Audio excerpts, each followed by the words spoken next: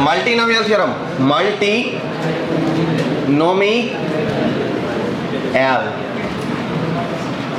Theorem.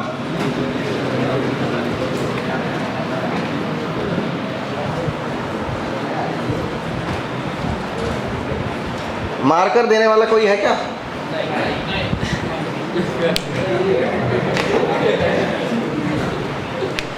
चलो blue colour से ही काम करते हैं। Multinomial theorem. पहले ट्राइनोमियल पढ़ो, बाइनोमियल पढ़ लिया, अब पढ़ो ट्राइनोमियल। देखो a प्लस बी प्लस सी का पावर मैं 5 रखता हूं। क्या रखता हूं? 5। तो इसके जो टर्म होंगे ऐसे ऐसे हो सकते हैं। इसके टर्म होंगे a का पावर 1 रख दो, b का पावर 2 रख दो, c का पावर क्या रख दोगे? दोनों रखना पड़ेगा बाबड़ो। तीनों का सम कितना आना चाहिए? 5। और यहाँ कॉफिशिएंट मैंने बताया था मेरा व्यू। कॉफिशिएंट लिखने का तरीका क्या था? Number of ways of arrangement of A B B C C. 5 element जिसमें से एक ए है और 2 आइडेंटिकल बी है और 2 आइडेंटिकल सी है। बोलो नंबर ऑफ वेज क्या होंगे? 5 factorial by 1 factorial 2 factorial 2 factorial. समझ गई बात? क्या मैंने ऐसा बताया था? मैंने आपको a प्लस बी का होल स्क्वायर देखने के 3 व्यू बताए थे। एक नॉर्मल तरीका जो आप देखते थे, एक न्यूटन का मेथड और एक मेटा मेथड। यहाँ पर मल्टीनोमियल में मैं मेरा मेथड यूज कर रहा हूँ। इसके साथ एक और टर्म हो सकता है a स्क्वायर बी स्क्वायर सी। बोलो तरीका कितना हो? 5 फैक्टोरियल डिवाइडेड बाय 1 फैक्टोरियल या ओ आ ओ 2 फैक्टोरियल 2 फैक्टोरियल। एक और हो सकता है a का पावर 4 b का पावर 0 c का पावर बोलो 5 factorial by 4 factorial 0 factorial 1 factorial. बहुत सारे हो सकते हैं, बहुत सारे हो सकते हैं। कितने सारे हो सकते हैं? जितने तरीके से आप इस 5 को ABC के पावर में डिस्ट्रीब्यूट करोगे। समझे? तो इसका एक जनरल टर्म मिलेगा जो बनेगा A का पावर कुछ ना कुछ P1, B का पावर कुछ ना कुछ P2 और C का पावर कुछ ना कुछ P3। और यहाँ पर कोफिशिएंट में क्या रहेगा? n factorial 5 factorial divided by P1 factorial P2 factorial P3 factorial. Such that condition क्या रहेगा? P1 plus P2 plus P3 equal to कितना होना चाहिए? तो नंबर ऑफ टर्म्स कितने होंगे? जितने इसके ट्रिपलेट्स बन सकते हैं उतने सॉल्यूशन होंगे। ट्रिपलेट्स में 0 इंक्लूड किया जा सकता है, इसलिए नॉन नेगेटिव इंटीग्रल सॉल्यूशन या positive integral solution. Non negative integral solution 5 और प्लस 2 7 C2। समझ आया? नहीं समझा? इसी प्रकार से ये ट्राइनोमियल है। अब हम multinomial. Multinomial a plus b plus c plus d plus e plus f plus g plus i. इतना लिखते, डी तक लिखते। अब पावर रख देते 20। कितना रख देते? तो इसका जो टर्म्स होगा वो कैसा होगा? a का कुछ ना कुछ पावर P1, b का कुछ ना कुछ पावर P2 और c का कुछ ना कुछ पावर और d का कुछ ना कुछ पावर और e का कुछ ना कुछ पावर P5 और इनटू इधर कोफिशिएंट में क्या रहेगा? 20 factorial divided by P1 factorial P2 factorial P3 factorial P4 factorial P5 factorial. इसमें कोई किसी को दिक्कत नहीं है। इसी का समेशन लगा दे क्या?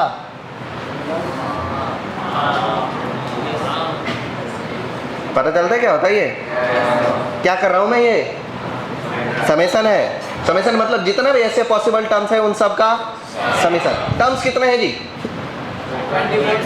सच that P1 plus P2 plus P3 plus P4 plus P5 किसके इक्वल होना चाहिए जी? 20 के। तो नंबर ऑफ टर्म्स कितने होंगे? Number of terms non negative integral solution of this equation. So 20 1 2 3 4 24 C 1 2 3 4 यही होता है जी। तो in general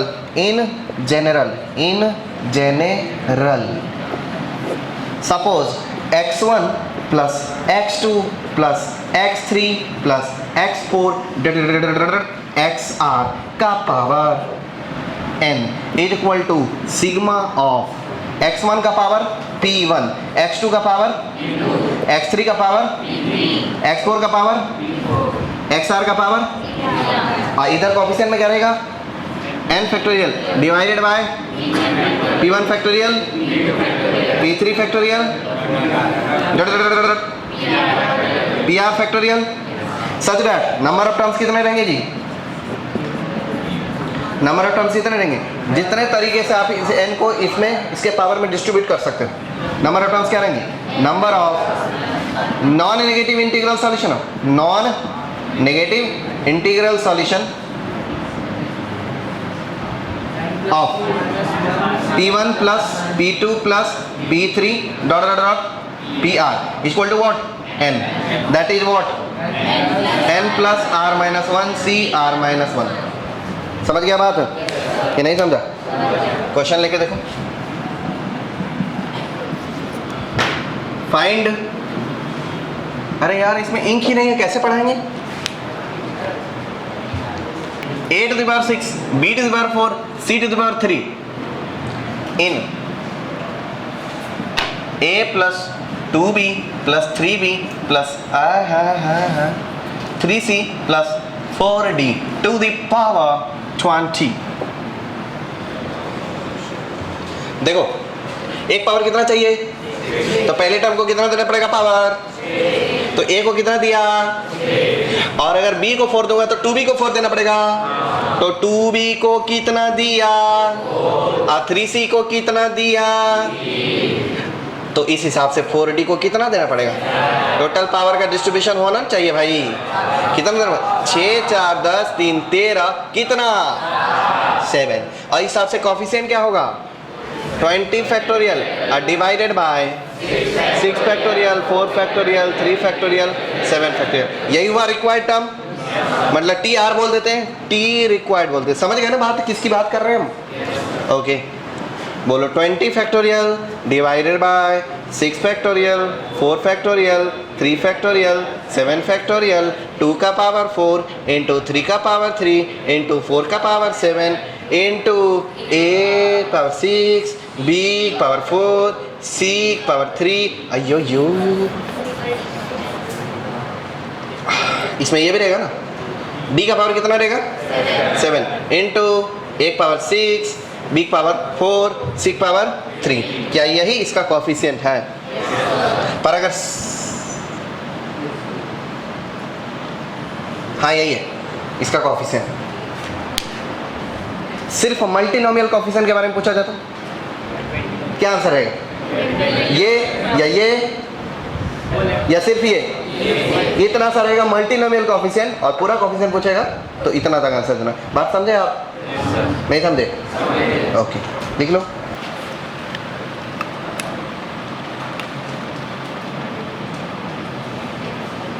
coefficient of a cube b to the power 4 c to the power 5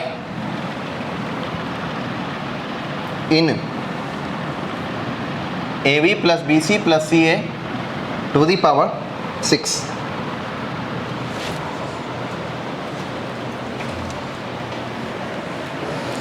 ab plus bc plus ca to the power 6।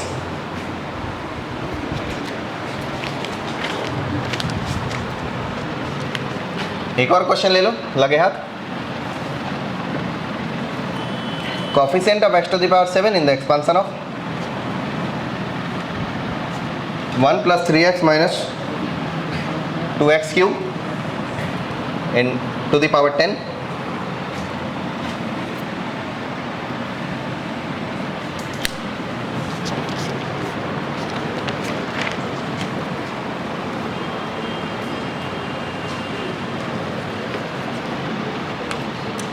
Third question, number of terms in multinomial expansion, in multinomial expansion,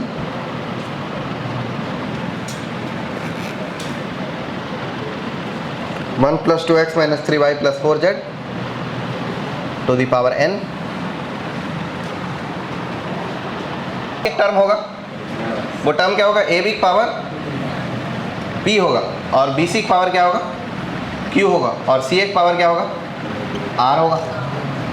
और इधर term आएगा n factorial divided by p factorial q factorial r factorial, यही आएगा। इसको देखो, इसमें a का power total कितना है? p प्लस r, और b का पावर a का पावर किसके इक्वल होना चाहिए?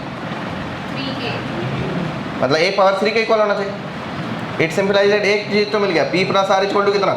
3। इसी के साथ साथ दूसरी चीज देखो, b का पावर टोटल कितना है? p प्लस q, और वो किसके इक्वल होना चाहिए? b का पावर आपको क्या चाहिए? 4 चाहिए। इसका मतलब क्या हो गया? p plus q equal to 4। ये वह दूसरा स्टेटमेंट। तीसरा स्टेटमेंट है कि c का पावर क्या है? c का पावर r है, उधर q है। q plus r equal to कितना? c का पावर कितना होना चाहिए? 5। तो q plus r equal to कितना मिल गया? 5। और p plus q equal to कितना मिल गया? 4। तो p plus r equal to कितना मिल गया है? कितना मिला है जी? 3 मिला है। एक काम करो, फर्स्ट में से सेकंड को सब्ट्रैक्ट कर दो। अगर आपने फर्स्ट माइनस सेकंड किया तो आपको क्या मिलेगा? या सेकंड माइनस फर्स्ट करो, हाँ सेकंड माइनस फर्स्ट ही करो। सेकंड माइनस फर्स्ट करोगे क्या मिलेगा? p minus Q equal to 3 minus 5 minus 2 ना। ये हुआ एक स्टेटमेंट a, और दूसरा p plus Q equal to कितना दे रखा है? 4। अब दोनों को ऐड कर दो, 2p इक्वल टू कितना हो जाएगा? 2। तो p इक्वल टू कितना? 1। तो p 1 हो गया। तो फिर q कितना होना चाहिए? q 3 होना चाहिए। और इस हिसाब से r कितना होना चाहिए? r कितना होना चाहिए? 2। तो आंसर क्या होगा फिर? कोफिशिएंट होगा 6 factorial divided by p factorial के बदले कितना? 1 फैक्टोरियल, 3 फैक्टोरियल, 2 फैक्टोरियल। ये आपका आंसर हो गया। ये आपके रिक्वायर्ड कोफिशिएंट हो गए। कितने लोग सही आया? अगला सवाल बनाइए।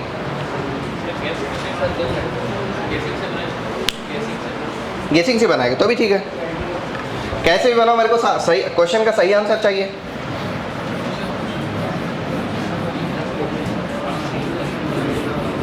तीसरा क्वेश्चन तो सबसे आसान है जी इन तीनों में, वो तो डायरेक्ट ही पता चल जाएगा। 3 बार प्लस आएगा। दूसरा सवाल में क्या है? एक जनरल टर्म लिखोगे तो कैसा लिखोगे? 10 factorial divided by p factorial q factorial, कितना टर्म होगा? 4 है कि 3 है? इंटू r फैक्टोरियल, यही लिखोगे। और साथ में क्या लिखोगे? 1 का पावर p लिखोगे। और 3x का पावर क्या लिखोगे? q। और माइनस 2x क्यूब का पावर क्या लिखोगे? r। इससे देखो ये चीज़ सेम कॉपी पेस्ट करो इधर। 10 factorial divided by p factorial q factorial r factorial into 1 का पावर अपना पीच रहेगा, 3 का पावर q रहेगा, माइनस 2 का पावर r रहेगा। साथ में x का पावर क्या क्या रहेगा? q plus 3r। इसे किसके इक्वल होना जी? तो एक बात तो क्लियर होगा कि q प्लस 3r किसके इक्वल होना चाहिए? 7 के। तो अब p plus q plus r किसके इक्वल रहना चाहिए? नहीं, p plus q plus r equal to 10 होना चाहिए। तो ये दो कंडीशन का ध्यान रखते हुए लिखिए, p plus q plus r। पहला स्टेटमेंट तो यही है कि p plus q plus r कितना होना चाहिए? 10 होना चाहिए। लो क्या क्या कर सकते हो? q का वैल्यू 0 दो, r का वैल्यू सेटिस्फाई कर पाएगा? नहीं कर पाएगा। 1 दो, 1 2 कर जाएगा। तो अभी साथ से p q r का टेबल बनाते, p q r का टेबल बनाते। तो p का वैल्यू बाद में सेट करेंगे, q का वैल्यू पहले 1 दे दिया, तो r का वैल्यू क्या आ सकता है? 2। तो अब कितने हो गए? इसको कितना बचा फिर? 7 बचा। और देखो q का वैल्यू 2 रख दो, 2 रख सकते हो? 2 नहीं रख सकते, 3 रख सकते हो? q का वैल्यू 3 रखो, r का वैल्यू कितना रखना पड़ेगा? r का वैल्यू 2 नहीं रख सकते, 4 रख सकते सीधा, 4 1 5। और इधर क्या रहेगा? 5। अब देखो आप क्या कर सकते हैं? इसको 7 कर सकते हैं। r का वैल्यू क्या रखना पड़ेगा? और इसको कितना डालना पड़ेगा? 3। तो 3 तरीके से ये टर्म डिफाइन हो पाएंगे। आपको कोएफिशिएंट क्या चाहिए? यही ना डिफाइन करना है जी, यही डिफाइन करना है। समझ पा रहे हो? तो रिक्वायर्ड कोएफिशिएंट क्या क्या हो सकता है? रिक्वायर्ड कोएफिशिएंट 3 तरीके से बनेगा। एक वो जिसमें 7, 1, 2 का ट्रिपलेट्स यूज किया गया। दूसरा वो जिसमें 5, 4, 1 ट्रिपलेट्स यूज किया गया। थर्ड क्या होगा? 3, 7, 0। 7, 1, 2 का मतलब है 10 factorial divided by 7 factorial, 1 factorial, 2 factorial. साथ में 1 का पावर p नहीं लिखेंगे, 3 का पावर q लिखना पड़ेगा। 3 का पावर कितना? 1 इंटू -2 का पावर कितना? तो -2 का पावर 2 प्लस इसको लिखो 10 factorial divided by 5 factorial, 4 factorial, 1 factorial. 3 का पावर कितना? 4 और 2 का पावर -2 का पावर 1 प्लस इसको लिखो 10 factorial divided by 3 factorial, 7 factorial, 0 factorial into 1 का पावर नहीं लिखते, लेकिन 3 का पावर लिखना पड़ेगा 7 इंटू -2 का पावर 0। ये इसका रिक्वायर्ड कोफिशिएंट हो गया। बोलो कितने लोगों का सही बना? मेरा, आपका, आपका, आपका, आपका, आपका। बाकी लोग का गलत बना है कि बना ही नहीं? तो बना क्यों नहीं? ए भाई, क्वेश्चन बनाने के लिए एक तय समय होता है ना भाई। 2 + √3 का पावर n। दुनिया का कोई भी नंबर हो, इंटीजर प्लस फ्रैक्शन ही होता है। क्या आप मेरी बात से सहमत हो? होना ही पड़ेगा। दुनिया का कोई भी नंबर हो, इंटीजर प्लस फ्रैक्शन होता है। तो ये 2 + √3 का पावर n को इंटीजर प्लस फ्रैक्शन लिख दिया गया। बहुत नेचुरल बात है ये, कोई भी प्राकृतिक नहीं है इधर। आगे लिखता है, दिया है कि I स्टैंड फॉर इंटीजर और F स्टैंड फॉर, अर्थात F की वैल्यू 1 नहीं हो सकती परंतु 0 हो सकती है। समझे जी? ये भी नेचुरल बात है। ओके,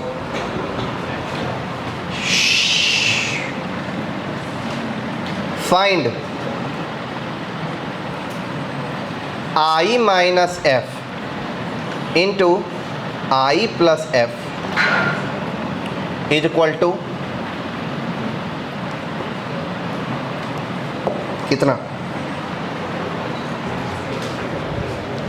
अगर ये इसकी वैल्यू कांस्टेंट आती है तो n के किसी वैल्यू के लिए कांस्टेंट आएगा ना जी। तो n का वैल्यू 3 रखो या 50 रखो या 3 लाख रखो, कांस्टेंट कांस्टेंट होता है। तो वो तो ठीक ही, क्या गलत क्या है इसमें? देखो 2 सॉल्यूशन देखना शुरू कीजिए। सॉल्यूशन समझिए, 2 + √3 का पावर n इक्वल टू कितना है? I + F, integer plus fraction value है।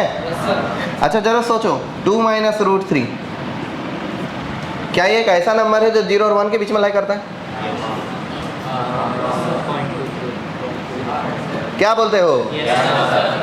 तो 0 और 1 के बीच में लाई करता है। तो अगर इसका पावर n रखूंगा तो भी वो 0 और 1 के बीच में लाई करेगा। समझे बात? तो 0 और 1 के बीच में लाई करने वाले नंबर को फ्रैक्शन ही बोलते हैं। क्या बोलते हो? 0 और n के बीच में लाई करने वाले नंबर को क्या बोलते हैं? फ्रैक्शन ही बोलेंगे ना। तो इसका नाम रख दूंगा, इसीलिए इसका नाम रख दूंगा f dash, which is 2 - √3 to the power n। समझे जी? नहीं समझे?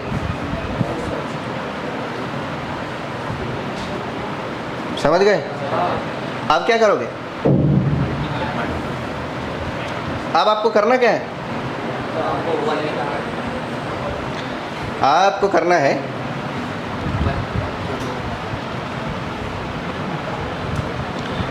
I + F into I - F, अर्थात I + F के बदले क्या लिखोगे? 2 + √3 का power n into I - F के बदले क्या लिखोगे?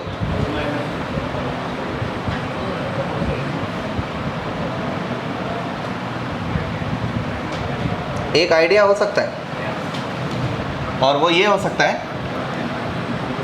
कि I + F अब प्लस ये F डैश, ऐसा डिफाइन करो।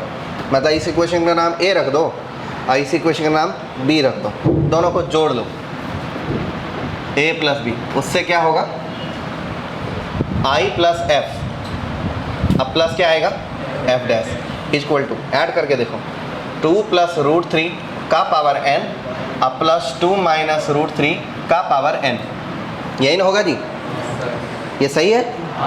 अच्छा ध्यान से देखना, इक्वल टू ये हो जाएगा एन सी 0 2 का power n plus N C 1 2 का पावर n माइनस 1 रूट 3 का पावर 1 प्लस एन सी 2 2 का पावर n माइनस 2 रूट 3 का पावर 2 प्लस एन सी 3, कोई बात नहीं, 2 का पावर 3 रूट 3 का पावर, आइयो 2 का पावर रूट 3 का power and so on N C N 2 का पावर रूट 3 का पावर n। इसी के साथ प्लस किसको करना है, ये वाली क्वांटिटी को ऐड करो, 2 माइनस रूट 3 को ऐड करो, क्या लिखोगे उसे एन सी 0 2 का power n minus N C 1 2 का पावर n माइनस 1 रूट 3 का पावर 1 प्लस एन सी 2 2 का पावर n माइनस 2 रूट 3 का पावर 2 माइनस एन सी 3 2 का पावर n माइनस 3 रूट 3 का पावर 3 एंड सो ऑन। यहाँ लिखोगे एन सी एन 2 का power 0 और रूट 3 का पावर n, और साथ में यहाँ माइनस या plus minus 1 to the power n, वो भी अलग से लिखोगे ना। ओके, अब इन दोनों को ऐड करके देखो, ये वाले टर्म बच जाएंगे और ये वाले टर्म क्या हो जाएंगे, जितने भी ऑड सफिक्स वाले हैं वो सब क्या हो जाएंगे, और जितने भी इवन सफिक्स वाले हैं वो सब हो जाएंगे ट्वाइस, 2 टाइम ना। ओके, तो राइट हैंड साइड में आ जाएगा 2 टाइम्स, सभी ऑड सफिक्स वाले कैंसिल हो जाएंगे, ये वाले इससे कैंसिल हो जाएंगे, ये वाले इससे कैंसिल हो जाएंगे, सारे ऑड लोअर सफिक्स वाले टर्म्स आपस में कैंसिल हो जाएंगे, बचेंगे कौन, लेकिन वो 2 बार बचेंगे ना। तो 2 टाइम्स ऑफ एन सी 0 2 का power n plus N C 2 2 का पावर n माइनस 2 3 रूट 3 का पावर 2, ऐसे ही ना। मतलब इसके बारे में क्या लिखूंगा, terms of even suffix, terms of even suffix, बरोबर। अब देखो ये हुए टर्म्स ऑफ इवन सफिक्स, क्या ये राइट वाला नंबर कोई एक नंबर है, कोई इंटीजर है क्या, पक्का एक इंटीजर है ये, तो ये हुए इवन नंबर, क्या हुए ये, क्या हुए इवन नंबर, इवन नंबर हुए, तो इसको बोलेंगे 2i, कोई इंटीजर बोल सकते हैं, देख लो इतना तक समझा कितने लोगों को,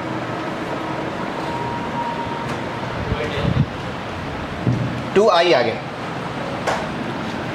अब देखो जो सीन है वो है i plus F dash equal to 2i, बरोबर।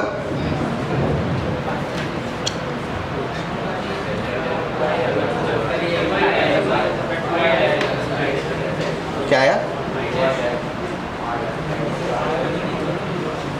ये i plus F dash equal to मिला है 2i, 2 इंटीजर मिला है ना, 2 इंटीजर मिला है, तो f plus F dash equal to क्या होना चाहिए, इंटीजर होना चाहिए कोई। सोचो f कहाँ से कहाँ तक लाई करता है, 0 से 1 तक, f डैश कहाँ से कहाँ तक लाई करता है, 0 से 1 तक, तो f प्लस एफ डैश कहाँ से कहाँ तक लाई करेगा, 0 से 2 तक, और चूंकि ये इंटीजर है इसलिए क्या है ये 1 है, पक्का। ओके, तो ये हो गया f plus F dash equal to कितना रहा 1। इतना तक रिजल्ट तो हमने निकाल दिया, पर इसका इधर क्या यूज करूंगा, इसका यूज करूंगा ना, जरूर करूंगा।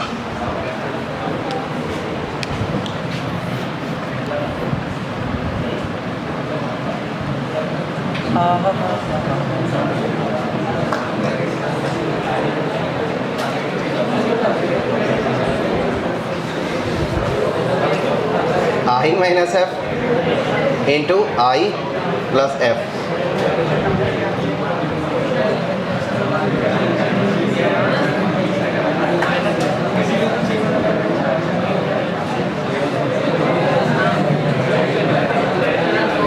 ए भाई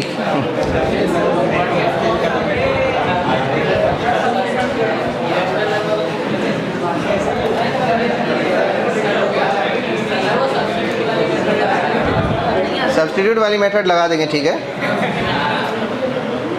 f प्लस एफ डैश 1 आया,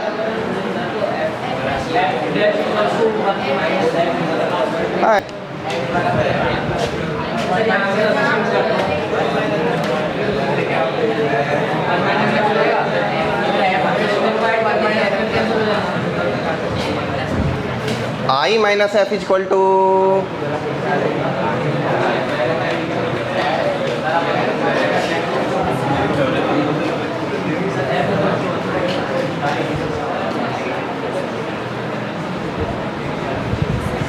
उसका क्या यूज है जी?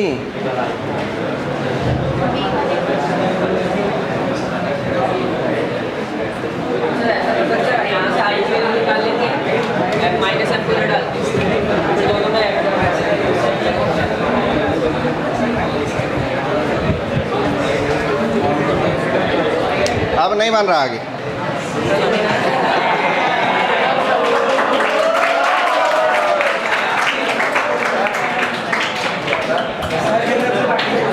वन माइनस एफ लिख सकते,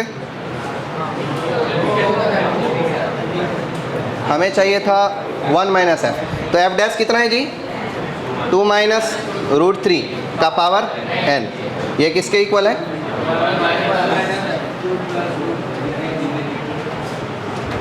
वन माइनस एफ के। एक मिनट, क्वेश्चन दोबारा देखूंगा। अरे क्वेश्चन में गड़बड़ है यार, मैंने गलत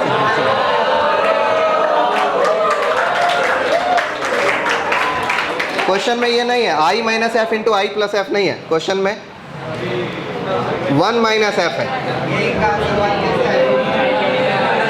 क्वेश्चन में 1 minus F into 1 plus F है। देखो 1 माइनस एफ किसके इक्वल है?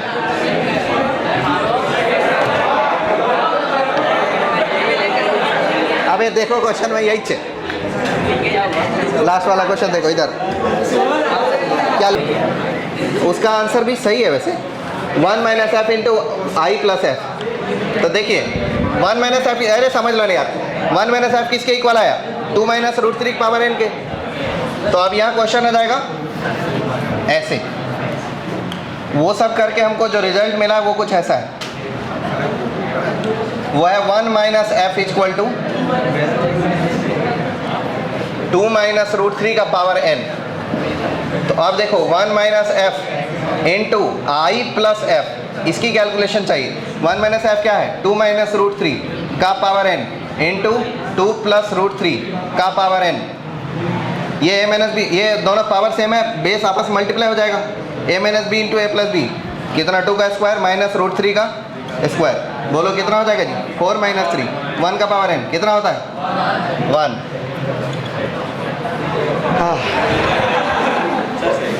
क्वेश्चन ही गलत लिखा था, कैसे उसमें लीजिए उठाइए।